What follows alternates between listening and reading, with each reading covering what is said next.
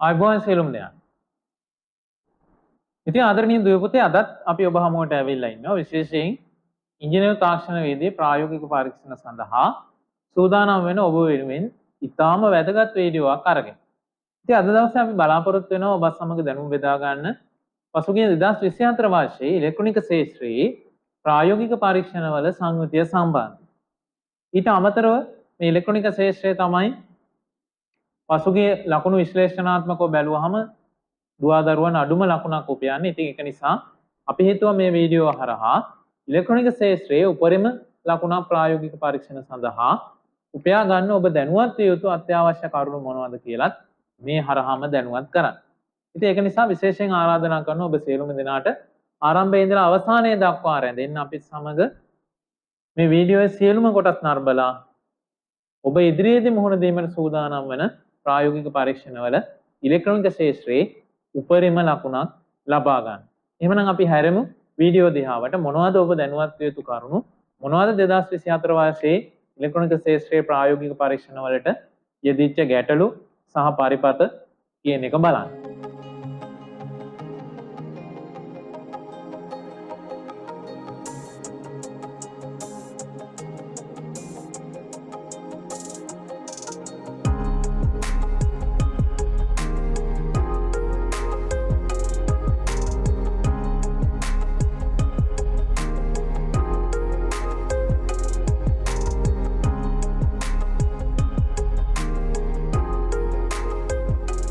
හොඳයි දුපුතේ. ආරම්භයේදී මම ඔබට කිව්වා අපි කතා කරන්න බලාපොරොත්තු වෙන්නේ 2024 පසුගිය වර්ෂයේ ඉංජිනේරු තාක්ෂණ වේදයේ ප්‍රායෝගික පරීක්ෂණවල ඉලෙක්ට්‍රොනික ක්ෂේත්‍රයේ ප්‍රායෝගික පරීක්ෂණ සම්බන්ධයි. ඉතින් විශේෂයෙන් අපි දන්නවා ඔබගේ මේ පසුගිය වර්ෂවල ප්‍රායෝගික පරීක්ෂණ ලකුණු දිහා බැලුවහම මේ ඉලෙක්ට්‍රොනික ක්ෂේත්‍රයේ තමයි අපේ දුවදරුවෝ ඉතාම අඩුම මට්ටමින් ප්‍රායෝගික පරීක්ෂණ සඳහා ලකුණු උපයා ගන්න. ඉතින් ඒක නිසා මම හිතන්නේ මේ වීඩියෝ ඔබට ඉතාම වැදගත් වේවි මේ සඳහා උපරිම ලකුණක් ලබා ගන්න. ඉතින් එහෙනම් අපි බලමු මේ පසුගිය වර්ෂයේ ප්‍රායෝගික පරීක්ෂණ ඉලෙක්ට්‍රොනික ක්ෂේත්‍රයේ ප්‍රායෝගික පරීක්ෂණවල සංයුතිය කොහොමද ක්‍රියාත්මක වුණේ කියලා. 2024 වර්ෂයේ ඉලෙක්ට්‍රොනික ක්ෂේත්‍රයේ ප්‍රායෝගික පරීක්ෂණ ප්‍රධාන වශයෙන් ප්‍රායෝගික පරීක්ෂණ දුවපොතේ ප්‍රායෝගික පරීක්ෂණ 16ක් ලබා දීලා තියෙනවා. එකිනෙකට වෙනස් ප්‍රායෝගික පරීක්ෂණ 16ක්. ඉතින් මම හිතන්නේ ඉංජිනේරු තාක්ෂණ වේදයේ 2015 වර්ෂයේ ප්‍රායෝගික පරීක්ෂණ ආරම්භයේ ඉඳලා 2023 වර්ෂයේ දක්වා කාලය 2024 පසුගිය වර්ෂයේ දක්වා කාලය ගත්තහම මම හිතන්නේ 2024 වර්ෂයේ තමයි වැඩිම ඉලෙක්ට්‍රොනික ක්ෂේත්‍රයේ ප්‍රායෝගික පරීක්ෂණ ගණනක් මේ ප්‍රායෝගික පරීක්ෂණ සඳහා ලබා දුන්නේ. ඔක්කොම ප්‍රායෝගික පරීක්ෂණ 16ක් ලබා දීලා තියෙනවා. ඉතින් අපි බලමු මේ එක එකක් කොහොමද සකස් වුණේ කියන එක. මම හිතන්නේ ඒක ඔබට ඉතාම වැදගත් වෙයි. මොකද ඔබ ඉදිරියේදී මේ ප්‍රායෝගික පරීක්ෂණ සඳහා මුහුණ දෙන්න සූදානම් වෙන්නේ. ඉතින් මේ ශේෂ්ත්‍රයන් ඔස්සේ ඔබට වැඩි අවධානයක් යොමු කළා උපරිම ලකුණකට එන්න මම හිතන්නේ මේක වැදගත් වේවි. සරල ධාරා ජව සැපයුමක් එකලස් කිරීම සරල ධාරා ජව සැපයුම එකලස් කිරීම ප්‍රායෝගික පරීක්ෂණ 3ක් ලබා දීලා තිනවා පසුගිය වර්ෂයේ. අර ලබා දීපු මුළු ප්‍රායෝගික පරීක්ෂණ 16න් ඔන්න දුවේ පුතේ 3ක්ම සරල ධාරා ජව සැපයුම් එකලස් කිරීම. එතෙන්දී ප්‍රධාන වශයෙන් අපි පසුගිය වර්ෂات එක්කම කතා කළොත් මේ ජව සැපයුම් එකලස් කිරීම යටතේ ඍජුකාරක සේතුව භාවිතයෙන් පූර්ණ තරංග ඍජුකාරක පරිපථයක් ඇසුරින් ජව සැපයුම් එකලස් කළා. ඊට පස්සේ සෙනර් ඩයෝඩ් දාලා ස්ථායීකරණය කළා.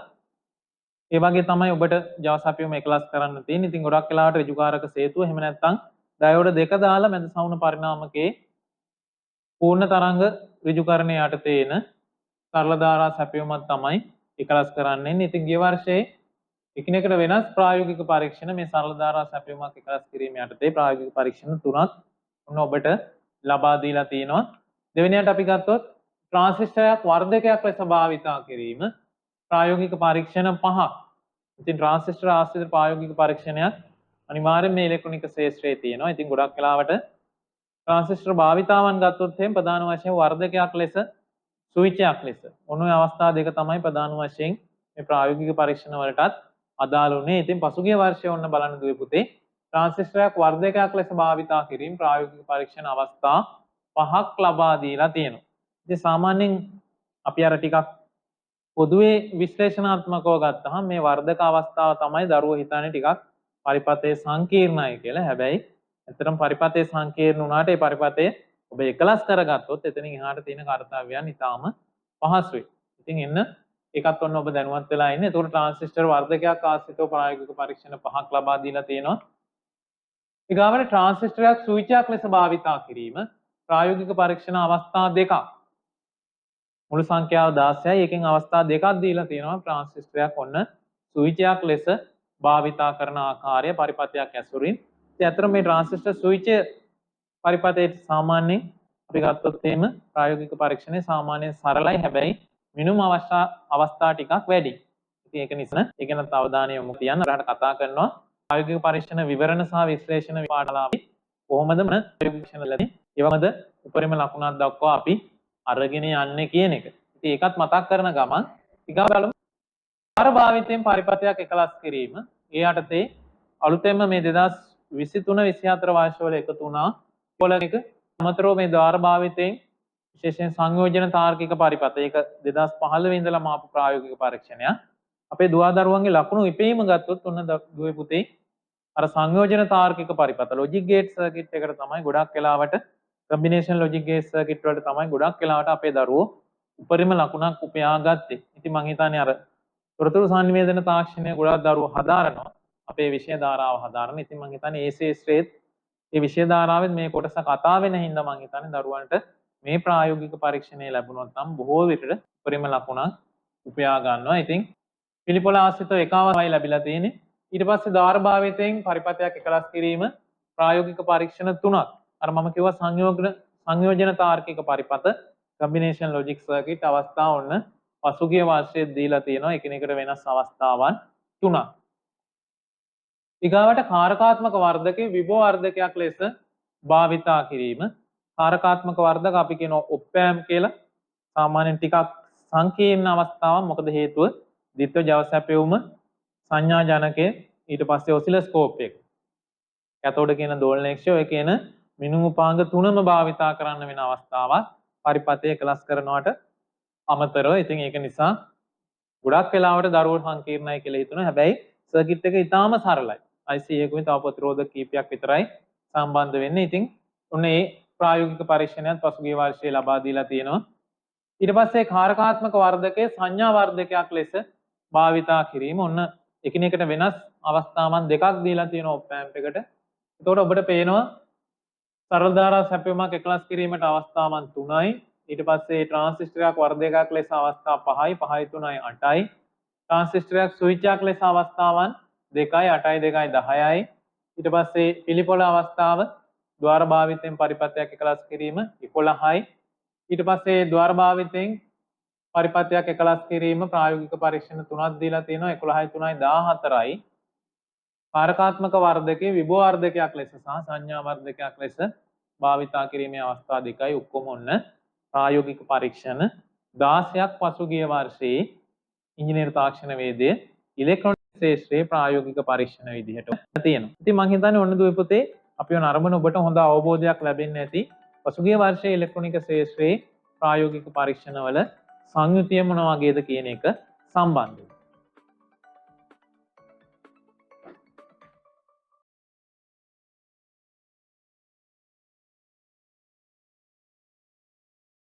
හොඳයි දුවේ පුතේ. ඊගාට අපි බැලුවොත් මේ ප්‍රායෝගික පරීක්ෂණවල මේ ප්‍රායෝගික පරීක්ෂණය සඳහා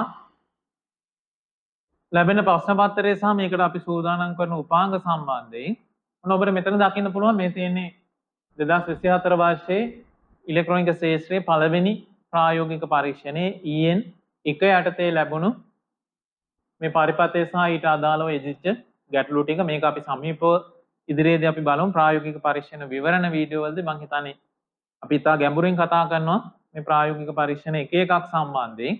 ඊට පස්සේ මේ තියෙන මේ ප්‍රායෝගික පරීක්ෂණය වෙනුවෙන් අපි ඔබට ඒ අදාළ ස්ථානයේ තියලා තියෙන උපාංග ද්‍රව්‍ය ලැයිස්තුව. ඉතින් මේක ගොඩක් වෙලාවට ඔබට ලැබෙන්නේ නැහැ. මේක ලැබෙන්නේ ප්‍රායෝගික පරීක්ෂණ ඇගීම් කරුවන්ට පමණයි.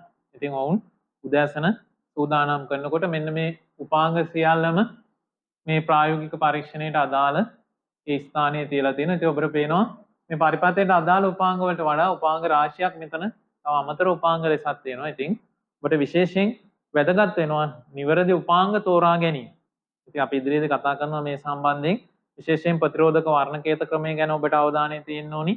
ඊට පස්සේ ඩයෝඩ වල සංකේතය සහ ඩයෝඩ වර්ග, ඒවා යෙදීම් සම්බන්ධයෙන්, ඊට පස්සේ පරිණාමක සම්බන්ධයෙන්, ඊට පස්සේ ධාරිත්‍රක, ඒවා සංකේත, ඒවා යෙදීම්, නිවැරදි දිශාවන්, ඒ සියල්ලම සම්බන්ධයෙන්.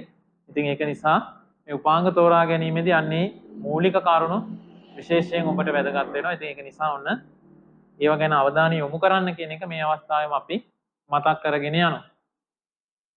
එතකොට මේ තියෙන්නේ මේ ප්‍රායෝගික පරීක්ෂණයට අදාළ ඇගීම් පත්‍රිකාව. මේ ඇගීම් පත්‍රිකාවත් ඔබට ලැබෙන්නේ නැහැ. ඔබ ප්‍රායෝගික පරීක්ෂණයේ නිරත වෙනකොට අපේ ඇගීම් මණ්ඩලයේ ආචාර්ය මණ්ඩලය විසින් ඔබට මේ ඇගීම් පත්‍රිකාවේ තියෙන නිර්ණායක අනුව එකට අදාළ ලකුණු ලබා දීම සිද්ධ කරනවා. ඉතින් මේකත් විවරණ පාඩම් මාලාවේදී අපි වෙනම කතා කරනවා. මොකද හේතුව මේ ලකුණු ලබා දීමේ පටිපාටිය ඔබට ඊටාම වැදගත් වෙනවා ලකුණු උපරිමයෙන් උපයා ගන්න. ඒක නිසා ඒකත් කතා කරන ගමන් අපි යනවා එතනින් එහාට ඉලෙක්ට්‍රොනික ශාස්ත්‍රයේ ප්‍රායෝගික පරීක්ෂණ, ඉලෙක්ට්‍රොනික තාක්ෂණ වේදේ ප්‍රායෝගික පරීක්ෂණ. මෙන්න ඔබට වැදගත් කරුණු ටිකක් අපි කතා කරනවා. මේ ඉලෙක්ට්‍රොනික ශාස්ත්‍රයේ ප්‍රායෝගික පරීක්ෂණ වලට උපරිම ලකුණක් ඔබ උපයා ගන්න නම් අවධානය යොමු කරන්න ඕනි මොන මොන ශාස්ත්‍රද කියන එක සම්බන්ධ. ඒතකොට පළවෙනියෙන් ඔබට න්‍යායාත්මක දැනුම අත්‍යවශ්‍යයි දුවේ පුතේ. විශේෂයෙන් අර මම මුලදීත් මතක් කළා වගේ මූලික ඉලෙක්ට්‍රොනික උපාංග සම්බන්ධයෙන් ජව සැපයුම්, ඊට පස්සේ ප්‍රතිරෝධක, ධාරිත්‍රක, හේරක, ඊට පස්සේ ඩයෝඩ, ට්‍රාන්සිස්ටර්, තර්ක ద్వාර, සංගුහිත පරිපථ, මෙන්න මේ සියල්ල සම්බන්ධයෙන් ඒවැයි සංකේත, ඊට පස්සේ ඒවැයි අග්‍ර හඳුනා ගැනීම, ඊට පස්සේ මේ ඒවැයි යෙදීම් සම්බන්ධයෙන් නිවැරදි දිශානුගතව සම්බන්ධ කිරීම සම්බන්ධයෙන් ඔබට න්‍යායාත්මක දැනුම තියෙන්න ඕනි. ඊට අමතරව ව්‍යාපෘති පූර්ව සම්බන්ධයෙන්, ව්‍යාපෘති පූර්ව භාවිතය සම්බන්ධයෙන් ඔබට අනිවාර්යෙන් න්‍යායාත්මක දැනුමක් තියෙන්න ඕනි. ඊට අමතරව වැදගත්ම උපාංග ටිකක් තියෙනවා අපිට. මල්ටිමීටරය, ඊට පස්සේ ඒකල ජව සැපයුම, ද්විත්ව ජව සැපයුම, අපි කියනවා single power supply, dual power supply, ඊට පස්සේ සංඥා ජනකයේ සිග්නල් ජෙනරේටර් එක, ඊට පස්සේ වැදගත්ම උපාංගයක් මේ ඉලෙක්ට්‍රොනික ශාස්ත්‍රයේ කැතෝඩ කිරණ දෝලනයේක්ෂය. අපි කියනවා ඔසිලොස්කෝප් එක භාවිතය. මෙන්න මේ ටික සම්බන්ධයෙන් ඔබට අනිවාර්යෙන් න්‍යායාත්මක සහ ප්‍රායෝගික දැනුම අත්‍යවශ්‍යමයි මේ ප්‍රායෝගික පරීක්ෂණ සඳහා උපරිම ලකුණක් උපයා ගන්න. ඉතින් මම දන්නවා ඔබ කල්පනා කරන දේ නේද? සමහර විට මේ සම්බන්ධයෙන් ඔබට දැනුම මේ වෙනකොටත් ඔබ උපයාගෙන තියෙන දැනුම ප්‍රමාණවත් නැහැ කියලා හිතෙන්න පුළුවන්. ඉතින් බය වෙන්න එපා. ඔන්න ඔබ වෙනුවෙන් අපි මේ නාලිකාව හරහා මේ වීඩියෝ පාඩම් මාලාවන් ගණනාවක්ම ඉදිරිපත් කරලා තියෙනවා. ඉතින් ප්ලේලිස්ට් වලට ගිහිල්ලා ඒ ටිකක් නරඹන්න. නරඹලා ඒ දැනුම ලබා ගන්න. මම හිතන්නේ ඒක ඔබට ඉතා වැදගත් වේවි මේ ප්‍රායෝගික පරීක්ෂණවල උපරිම ලකුණකට එන්න. හරි. ඒතකොට ප්‍රධාන වශයෙන් මේ න්‍යායාත්මක දැනුම අවශ්‍යයි. ඊට පස්සේ ගැටලුවට අදාළ පරිපථය හඳුනා ගැනීම. ඉලෙක්ට්‍රොනික ශාස්ත්‍රයේ දුවේ පුතේ ඔබ දන්නවා මේ ගැටලුවට අදාළව පරිපථ සටහනක් තමයි දෙන්නේ. මේ පරිපථ සටහනට අදාළව තමයි ඔබ පරිපථයේ ව්‍යාපෘති පූර්වක ඒ අදාළ උපාංග පමණක් තෝරාගෙන නිවැරදිව එකලස් කරන්න ඕනේ. එහෙම එකලස් කළා පරිපථය නිවැරදි නම් ඒකට අදාළ සැපයුම දීලා සංඥා ප්‍රදානය කළා නේද? ප්‍රධාන ප්‍රතිදානයන් නිරීක්ෂණය කළා. ඊට පස්සේ අදාළ මිනුම් ලබාගෙන පොඩි පොඩි ගණනය කිරීම කර තියෙනවා නම් ඔන්න ඒවත් සිද්ධ කළා ඔබට පුළුවන් ප්‍රායෝගික පරීක්ෂණයේ අවසානයේ ප්‍රස්තාර වගේ දේවල් තියෙනවා නම් ඒ දේවල් ඇඳලා දක්වලා අවසන් කරන්න. ඉතින් එතකොට වැදගත්ම කාරණයක් තමයි මේ ශාස්ත්‍රයේදී මේ ඉලෙක්ට්‍රොනික ශාස්ත්‍රයේදී ඔබ මේ පරිපථය නිවැරදිව හඳුනා ගන්නම ඕනි. නිවැරදිව හඳුනාගත්තොත්, නිවැරදිව උපාංග තෝරාගත්තොත් පමණයි ඔබට පරිපථය නිවැරදිව එකලස් කරන්න පුළුවන්. ඉතින් ඔබ නිවැරදිව පරිපථය එකලස් කළොත් විතරයි දුවේ පුතේ එතනින් එහාට ඔබට මිනුම් ලබා ගැනීම, මේ ගණනය කිරීම, පස්තාරගත කිරීම මේ සියල්ලම කරන්න පුළුවන්. ඉතින් පරිපථය ඔබ නිවැරදිව සකස් කළේ නැත්නම් උපරිම ලකුණක් මේකේ ලැබෙන්නෙම නෑ. ඒක නිසා ඔන්න ඊටාම වැදගත්ම කාරණේ තමයි මොකද්ද? මේ ගැටලුවට අදාළ පරිපථය නිවැරදිව හඳුනා ගන්න ඕනි. ඒ උපාංග නිවැරදිව හඳුනා ගන්න ඕනි. ඒ උපාංග වල අගයන් අනුව ඒවා නිවැරදිව තෝරා ගන්න ඕනි. එහෙම තෝරා අරගෙන ව්‍යාපෘති පූර්වයේ නිවැරදිව පරිපථ සටහනට අනුව පරිපථය එකලස් කරන්න ඕනි. ඉතින් ඒක නිසා ඔන්න ඒක ඊටාම වැදගත් උපරිම ලකුණකට එන්න. ඊට පස්සේ නිවැරදි උපාංග තෝරා ගැනීම අර මම කිව්වා කලිනුත් පරිපත සටහන දෙන්නේ සංකේත ඇසුරින්. එතකොට අනිවාර්යෙන් මේ සංකේත ඔබ නිවැරදිව හඳුනන්න ඕනි. ප්‍රතිරෝධකයක්, ට්‍රාන්ස්ෆෝමරයක්, විලායකයක්, ඊට පස්සේ ධාරිත්‍රකයක්, ඩයෝඩයක්, ඩයෝඩ ගත්තාම සෙනර් ඩයෝඩයක්, ඍජුකාරක ඩයෝඩයක්, ඊට පස්සේ LED එකක් නේද? මේවා කොහොමද මේ සංකේත ඇසුරින් අපි හඳුනාගන්නේ කියන එක උපාංග හඳුනාගෙන නිවැරදිව තෝරාගන්නේ කියන එක. ඊට පස්සේ ඒවැ දිශාව විශේෂයෙන් ඩයෝඩ, ට්‍රාන්සිස්ටර්, ධාරිත්‍රක වගේ ඒවා කතා කළොත් නිවැරදි ද්‍රව්‍යතාවයෙන් සම්බන්ධ කිරීම ඒ සියල්ලම ඔබට ලැබෙනවා. ඉතින් ඒක නිසා ඔන්න ඒ ගැන හොඳ අවබෝධයක් ඇතුව ප්‍රායෝගික පරීක්ෂණය සඳහා යන්න. එතකොට මම හිතන්නේ ඔබට ගැටලුවක් වෙන එකක් නැති වේවි. ඊගාවට නිවැරදිව පරිපතය එකලස් කිරීම. මේක ඉතාම වැදගත්. මම කලිනුත් මතක් කළා ඔබට. පරිපතය නිවැරදිව එකලස් කළොත් පමණයි දුවේ පුතේ ඔබට ඊට අදාළ ප්‍රදානයන් ලබා දීම, මිනුම් ලබා ගැනීම, ප්‍රතිදානයන් ලබා ගැනීම, ඒ පස්තාරගත කිරීම මේ සියල්ලම කරන්න වෙන්නේ. ඉතින් පරිපතය නිවැරදිව එකලස් කරගත්තොත් ඔබට 50%ක් ඊට වැඩි ලකුණකට එන්න පුළුවන් අනිවාර්යෙන්. ඊට පස්සේ ඉතුරු ලකුණු ටික උපයන්න වෙන්නේ ඒ නිවැරදි පරිපතයට ඒ අදාළ ප්‍රදානයන් සැපයුම් ලබා දීලා ප්‍රදානයන් සිද්ධ කළා ඊට අනුරූප ප්‍රතිදානයන් ලබා ගැනීම මගින්. ඒක නිසා වැදගත්ම දේ පරිපතේ නිවැරදිව එකලස් කළ යුතුයමයි මේකේ උපරිම ලකුණකට එන්න. ඊගාවට මිනුම් උපකරණ හා අනිකුත් උපකරණ නිවැරදිව භාවිතය. එතකොට මම කිව්වා මෙතෙන්දී අත්‍යවශ්‍ය උපාංග ටිකක් තියෙනවා. ප්‍රධාන වශයෙන් මල්ටිමීටර භාවිතයෙන් ඔබට වෝල්ටීයතාව මනින්න වෙනවා. ඊට පස්සේ ධාරාව මනින්න වෙනවා. එතකොට ඒ සම්බන්ධයෙන් ඔබට අවබෝධයක් තියෙන්න ඕනි. මල්ටිමීටර ගත්තාමත් ඇනලොග් මල්ටිමීටරය සහ ඩිජිටල් මල්ටිමීටරය. එතෙන්දී ගොඩක් වෙලාවට ඩිජිටල් මල්ටිමීටරය තමයි ප්‍රායෝගික භාවිතයේ වැඩි. ඉතින් ඒ සම්බන්ධයෙන් ඔබට අවබෝධයක් තියෙන්න ඕනි. ඊට පස්සේ ජව සැපයුම් ගත්තොත් එහෙම ඒකල ජව සැපයුම අපි කියනවා සිංගල් පවර් සප්ලයි එක පරිපත බොහොමයකට ට්‍රාන්සිස්ටර් වර්ධකය, ඊට පස්සේ ට්‍රාන්සිස්ටර් ස්විචය, ඊට පස්සේ අපි ගත්තොත් එහෙම ලොජික් සර්කිට් වලට මේ ගොඩාක් ඒවට ගොඩක් වෙලාවට ඇදෙන්නේ ඒකල ජව සැපයුමක්. ඊට පස්සේ ඩුවල් පවර් සප්ලයි එක අත්‍යවශ්‍ය වෙනවා. ද්විත්ව ජව සැපයුම කාරකාත්මක වර්ධක. අර අපි කියන්නේ ඔප් ඇම්ප් කියලා නේද? ඔප් ඇම්ප් වලදී අනිවාර්යෙන් ඔබට ද්විත්ව ජව සැපයුම භාවිතය සම්බන්ධයෙන් දැනුමක් තියෙන්න ඕනි. ඊට පස්සේ සංඥා ජනකේ ට්‍රාන්සිස්ටර් වර්ධකයක්, ඊට පස්සේ කාරකාත්මක වර්ධකයක්. මේ අවස්ථාවලට ගොඩාක් වෙලාවට මේ සංඥා ජනකයෙන් ඔබට සිග්නල් එකක් සකස් කරන්න වෙනවා. කිලෝහර්ට්ස් 1, කිලෝහර්ට්ස් 2 ඒ වගේ සංඛ්‍යාතයක් තියෙන සංඥාවක් සකස් කරන්න වෙනවා. ඉතින් සයිනාකාර තරංගයක් තමයි සකස් කරන්න වෙන්නේ. ඉතින් මේ සම්බන්ධයෙන් අනිවාර්යෙන් ඒකට ලකුණු උපයා ගන්න නම් ඔබ සංඥා ජනකයේ භාවිතය සම්බන්ධයෙන් දැනුමක් ලබලා තියෙන්න ඕනි. ඉතින් අර මම මතක් කළා වගේ බය වෙන්න එපා. ඒ දැනුම ඔබට මේ වෙනකොටත් නැත්නම් ඉක්මනින් අපේ ප්ලේලිස්ට් එකට ගිහිල්ලා ඒ අදාළ වීඩියෝ ටික නරඹන්න. මම හිතන්නේ ඔබට බොහොම සරලව ඒ දැනුම ඉතා ඉක්මනින් ලබා ගන්න පුළුවන්. ඊට පස්සේ කැතෝඩ කින්න දෝලනයක්ෂය සම්බන්ධයෙන් උත් කියන්න ඕනි. ගොඩාක් වෙලාවට ට්‍රාන්සිස්ටර් වර්ධක අවස්ථාව, ඊට පස්සේ කාරකාත්මක වර්ධක අවස්ථාව සහ ඊට අමතරව ජව සැපයුම් අවස්ථාව. මෙන්න මේ අවස්ථාවවලදී ඉලෙක්ට්‍රොනික තාක්ෂණ වේදයේදී මේ කැතෝඩ කින්න දෝලනයක්ෂය ඔබට භාවිතා කරන්න වෙනවා. ප්‍රධාන තරංගයන් බලන්න, ප්‍රතිදාන තරංගයන් බලන්න, ඊට පස්සේ ප්‍රධාන තරංගයන් සකස් කරගන්න, ප්‍රධාන ප්‍රතිදානයන් පස්තාරගත කරන්න. මේ සියලුම කරුණු වලට ඔබට අනිවාර්යෙන් දෝලනයක්ෂය භාවිතය සම්බන්ධයෙන් දැනුමක් ඕනි. එතෙන්දී ගොඩක් වෙලාවට මේ වෙනකොට වැඩිම භාවිතයක් තියෙන්නේ ඩිජිටල් ඔසිලොස්කෝප් එක. ඒක නිසා ඒ සම්බන්ධයෙන් ඔන්න ඔබ දැනුවත් වෙලා යන්න. ඊගාවට අදාළ මිනුම් නිවැරදිව ලබාගෙන අදාළ ගණනය කිරීම, ප්‍රතිදාන සටහන් ඇඳ දැක්වීම, සර්කිට් එකත් හදලා සප්ලයි හදලා ඉන්පුට් දීලා ඊගාවට අපිට කරන්න තියෙන අදාළ මිනුම් ලබා ගැනීම, මෙෂරින් පාර්ට් එක. ඉතින් මේකත් ඊටාම වැදගත් වෙනවා. පරිපතේ සමහර වෙලාවට කොටස් ගලව අපව සම්බන්ධ කර මනින්න සිද්ධ වෙනවා. එහෙම නැත්නම් ස්ථාන දෙකක වෝල්ටීයතාව අනෙක ස්ථානයක වෙනස් කළා ඊට අනුරූපව අනිත් ස්ථානයේ වෝල්ටීයතාව මනින්න වෙනවා. ඊට පස්සේ ප්‍රධානයට අනුරූප ප්‍රතිදානය මනින්න වෙනවා. ඉතින් අන්න ඒ වගේ මිනුම් ලබා ගැනීම අවස්ථා මල්ටිමීටරේ එහෙම නැත්නම් දෝලනයක්ෂය භාවිතා කළා ඔබට ගන්න සිද්ධ වෙනවා. ඉතින් ඔන්න ඒ සම්බන්ධයෙන් ඔබට අනිවාර්යෙන් දැනුමක් හුරුවක් ලබා ගන්න සිද්ධ වෙනවාම තමයි. ඉතින් ඒකත් විශේෂයෙන් මතක් කරනවා. ඊට අමතරව මේ මිනුම් ආශ්‍රිතව යම් ගණනය කිරීම තියෙනවා. එහෙම නැත්නම් තරංග සටහන් දෝලනයක්ෂය භාවිතා වුණා නම් තරංග සටහන් අඳින්න තියෙනවා. ඉතින් ඒ සම්බන්ධයෙන්ුත් ඔන්න ඔබ අවධානය යොමු කරන්න. එතකොට මම හිතන්නේ මේ සම්බන්ධයෙන් උපරිම ලකුණක් ඔබට උපයා ගන්න පුළුවන්. හොඳයි. ඊගාවට අපි ඔන්න කතා කරන්න යනවා මේ දක්වා මේ ඉලෙක්ට්‍රොනික ශාස්ත්‍රයේ ප්‍රායෝගික පරීක්ෂණ සඳහා ඉලක්ක වී ඇති ශාස්ත්‍ර 2017 වර්ෂයෙන් ඉදිරියට තමයි අපි ගොඩක් වෙලාවට කතා කරන්නේ.